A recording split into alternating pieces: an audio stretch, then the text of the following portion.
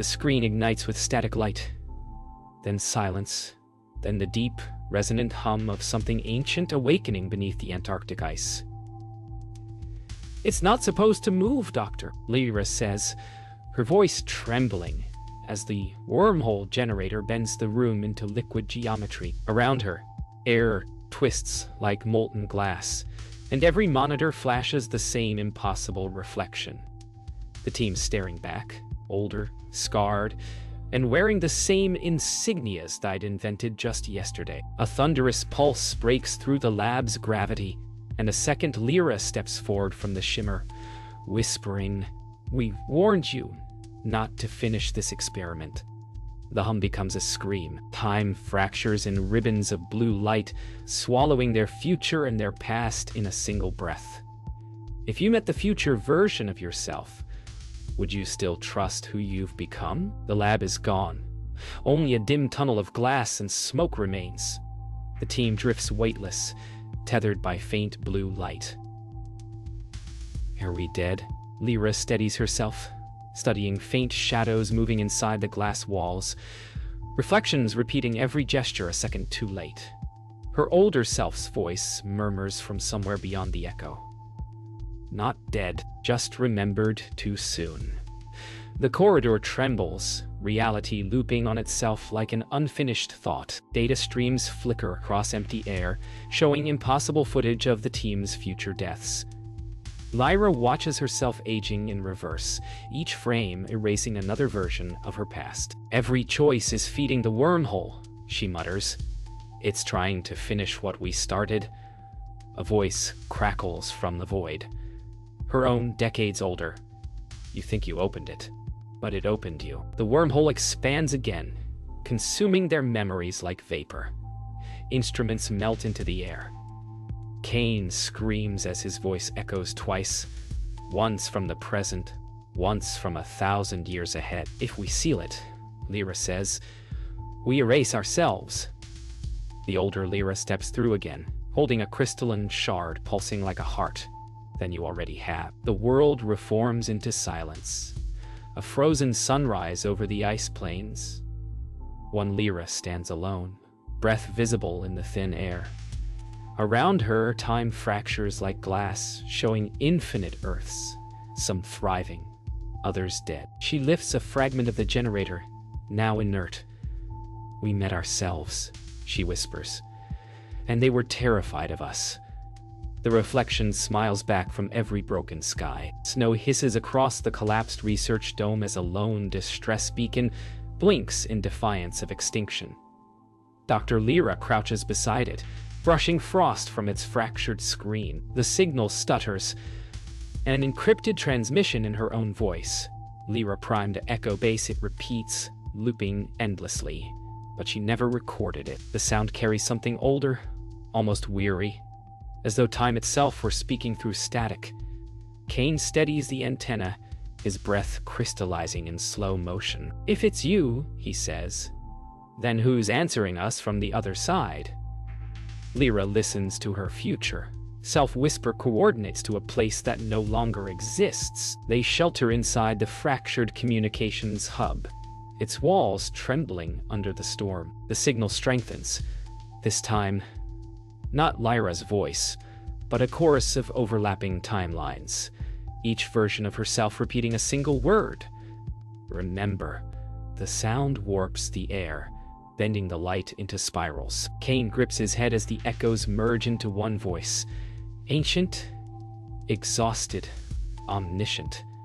"You opened the wormhole to find the future," it says, "but the future has already forgotten you." The crystalline shard pulses in Lyra's hand like a heartbeat, projecting fractured visions of herself wandering through parallel ruins. In each echo, she watches herself fail, rebuild, and try again. "This isn't just a portal," she murmurs.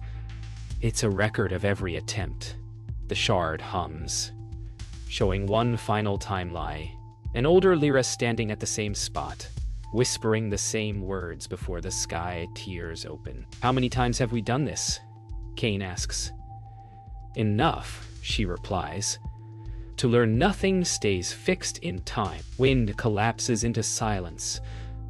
The wormhole remnants spark across the horizon like dying stars. Lyra sets the shard into a snow-etched pedestal, the coordinates from her future transmission.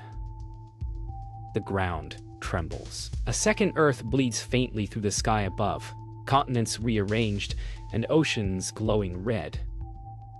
"That's not our world," Kane says, but Lyra shakes her head. "It's one of ours."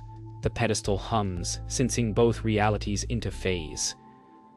The wormhole opens, not as a circle, but as a mirror turning inside out. Through the mirror of space, a figure takes shape.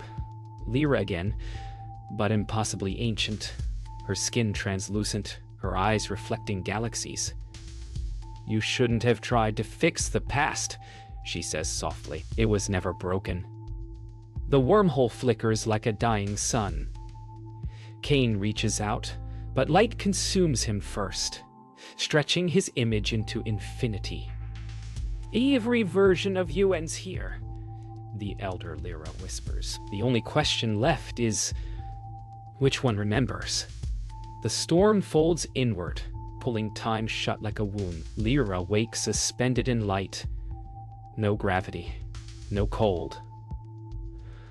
Only silence stretched across endless horizon. Fragments of Kane's voice echo through the void, repeating her name as if from multiple centuries at once. The stars bend inward, forming a spiraling ring around her, each orbiting version of Earth flickering like memories trapped in film grain. "You're between timelines now," whispers the voice of her elder self, calm yet trembling with regret. "Every path that ever existed intersects here." Lyra floats toward a distant anomaly, an orb pulsing like a heartbeat, reflecting 1,000 versions of her reaching back. She finds herself walking across a platform of glass suspended above galaxies. At its center waits a machine shaped like a human spine, connected to an ancient console bearing her own signature. "You built this," the elder Lyra says, emerging from the edge of the cosmos. Her body, a constellation of fractured time. "Every version of you did." To remember, the younger Lyra approaches the console, hand trembling. "Then why don't I remember building it?" The older Lyra smiles faintly.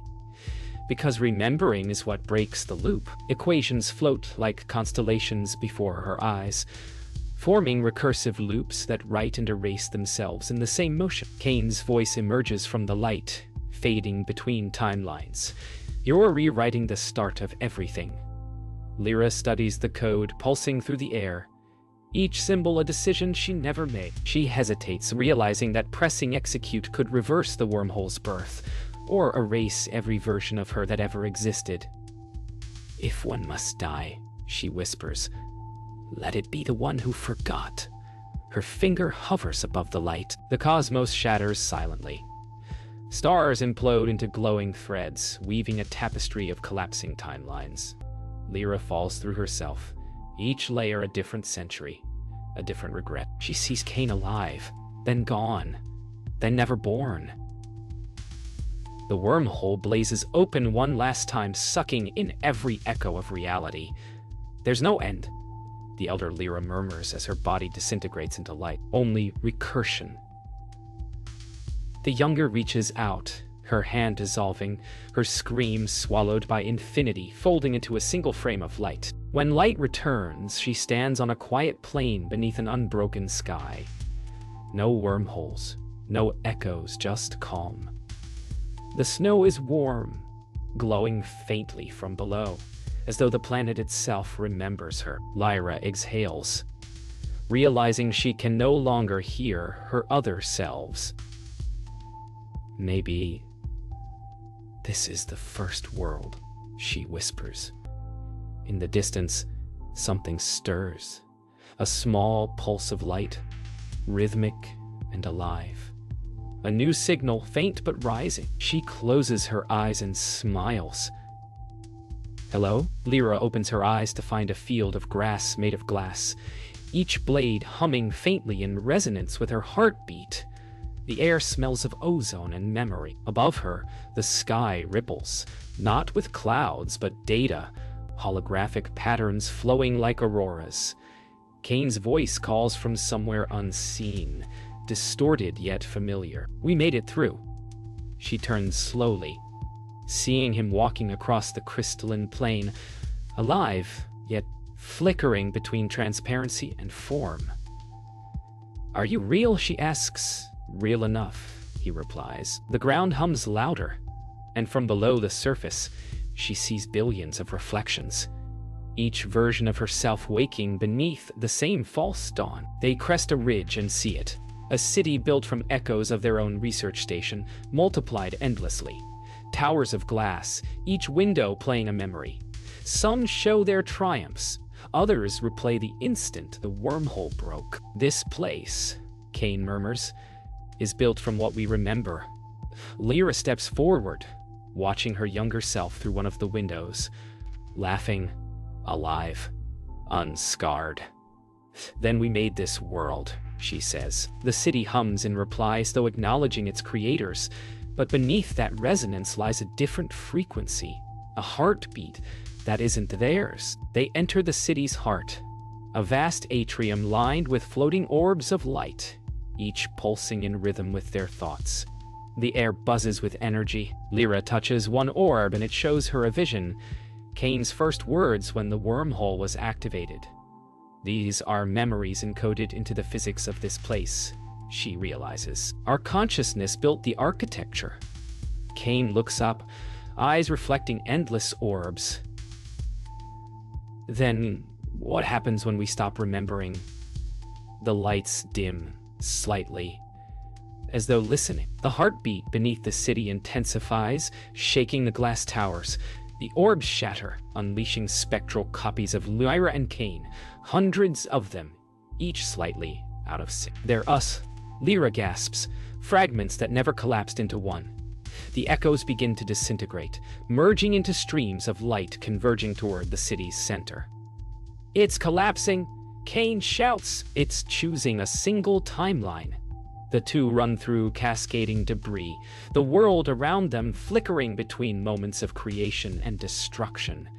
Every reflection screams the same words: "Remember us." At the center of the collapsing city stands a single intact structure, a spire of mirrored steel humming with residual energy.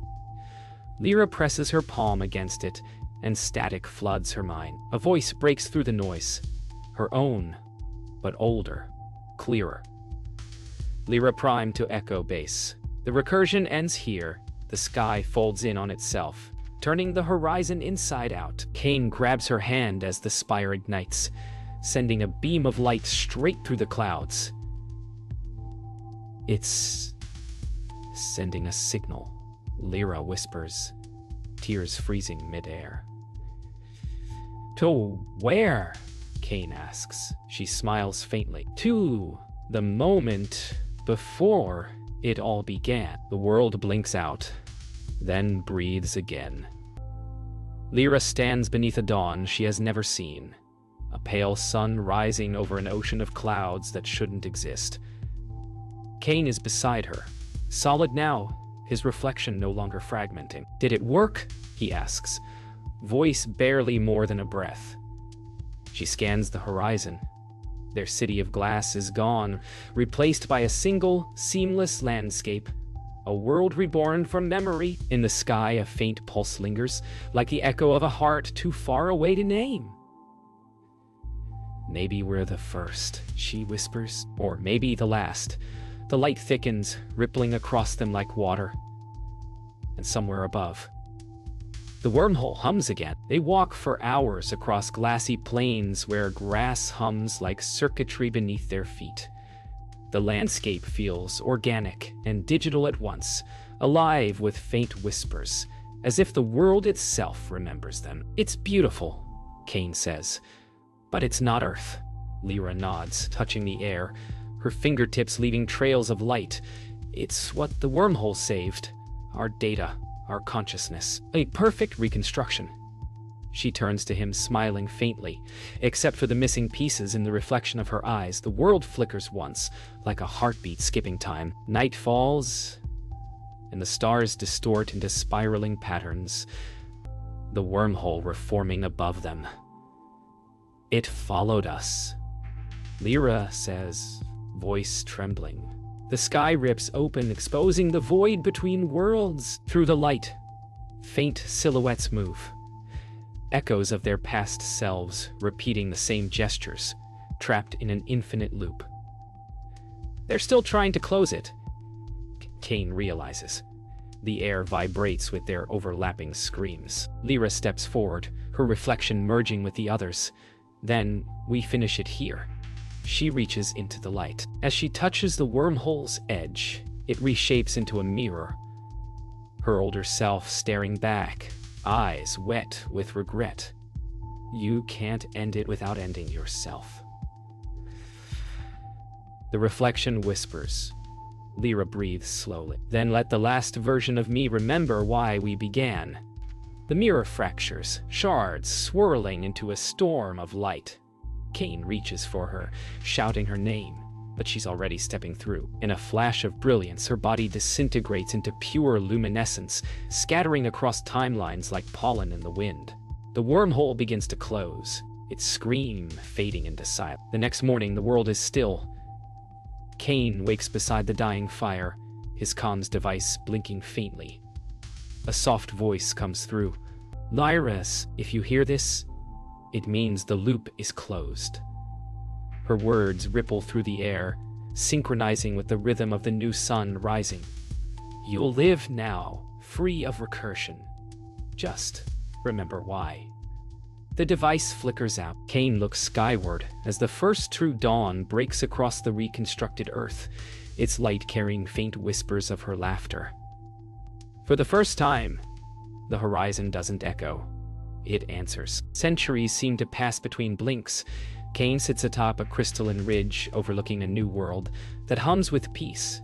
Yet deep beneath the calm, the air trembles as though waiting to inhale. He builds a transmitter from the remnants of Lyra's designs, fingers tracing equations burned into memory. One more signal, he murmurs. One more chance. The device flickers, displaying a faint image. Lyra's face formed from static and light. She smiles gently. You were never meant to stop it. Her voice says, soft as wind, only to witness how it begins again. The horizon folds into light, and Kane finally understands. The wormhole was never built. It was born from their remembering. The transmitter activates, casting a beam of light that ripples across the atmosphere. Clouds rearrange into precise fractal spirals, each one echoing the same pattern from the first wormhole. It's answering, Kane whispers, heart pounding. The beam stabilizes into a vertical line stretching from Earth to orbit, a cosmic axis reborn. He stares upward as gravity begins to shift, the air vibrating like a living instrument. The new world trembles, not in destruction but in awakening. We were never alone, he says quietly. We were the resonance. The beam fractures, revealing a shadow stepping through. Lyra, ageless and whole, formed entirely of light. Kane, she says, her voice layered with echoes from every timeline. You finished it. He falls to his knees, disbelief washing over him. You're real. She nods. Not real. Resonant. Around them, the world reshapes into streams of radiant data, memory merging with physics. We stabilized consciousness through time. She continues. Now we choose what to remember. Kane reaches toward her, his hand dissolving into her glow. Then remember this, he whispers. We tried. The world collapses into patterns of pure code, revealing the architecture beneath creation, a lattice of light connecting every version of reality. Lyra turns to Kane, her eyes glowing with galaxies. We can end the recursion or seed it again. The lattice pulses, showing infinite worlds blooming like neurons firing in a cosmic brain. If we stop remembering, Kane says, we vanish. She smiles. Then memory is existence. Together they step into the network, merging as threads of light. their voices echoing across universes. We are the equation now. Silence. Then, a pulse. The lattice breathes, coalescing into a new wormhole at the center of eternity. From within it, faint whispers emerge.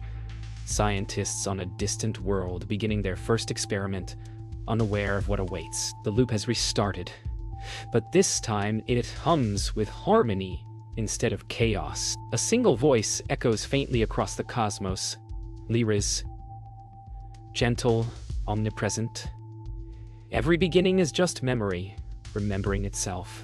Light folds inward, and the universe exhales. Darkness stretches across infinity, then fractures like glass. A single spark ignites, a pulse of memory evolving into starlight. Lyra's voice whispers through the void, ancient yet young. It's beginning again. From the newborn wormhole, a new earth forms, a scenes swirling like ink, continents rearranging themselves inside. Cain stands upon its surface, formed from light and dust, breathing for the first time. He gazes upward, watching the wormhole recede like a fading heartbeat. Did we build this? He asks. Lyra's presence resonates in the wind. No, she replies softly. We became it. Across the horizon, dawn unfolds in perfect symmetry, like the first dream remembered by the universe itself. Millennia seem to pass between breaths. Cain wanders through towering, crystalline structures rising from the planet's crust, each pillar humming with memory. Within their cores, holograms flicker, moments from every previous timeline. Lyra's laughter. The first wormholes hum. The collapse. This is it, he murmurs. The archive. Her voice answers, distant and serene. Every loop leaves behind its trace. He touches one crystal. It responds with warmth, playing back her voice, saying his name. For the first time, he doesn't feel lost in recursion.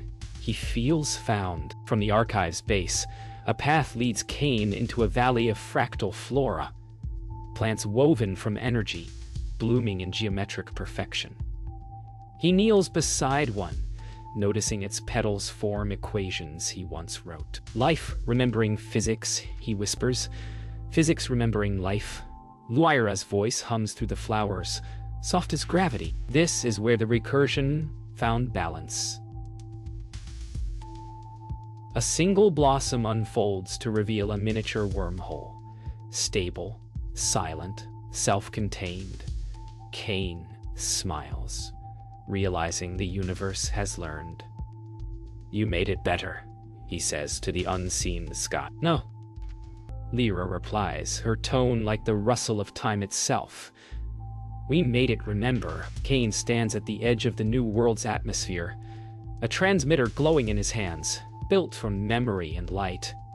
If someone finds this, he begins, know that we weren't trying to escape the future. We were trying to understand it. He pauses, smiling faintly at the horizon where twin suns rise. And in the end, we did. He activates the signal. It travels upward, threading through layers of time, carrying Lyra's and his combined consciousness. A message encoded in resonance. Somewhere beyond, in a lab not yet built, a young scientist hears faint static. And something that sounds like her own voice. Time folds back into itself. A young version of Lyra, unaware, unscarred, adjusts the calibration dials in a bright Antarctic lab. Signal detected, says her assistant. She frowns, listening as faint static fills the room. Through it comes a whisper. Her own voice, older, echoing through the years.